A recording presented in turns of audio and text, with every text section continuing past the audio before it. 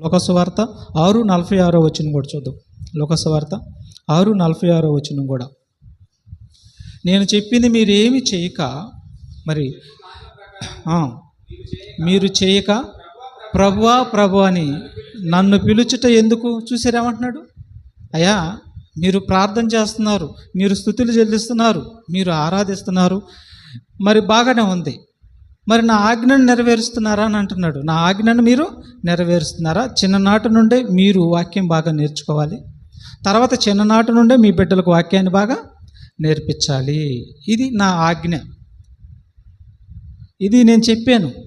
నేను చెప్పింది మీరు ఏమీ చేయకుండా ప్రభువా ప్రభువా అని దేవారాత్రులు నన్ను పిలుచుట ఎందుకు అంటున్నాడండి ప్రభు. నన్ను ఎందుకు పిలుస్తున్నారు?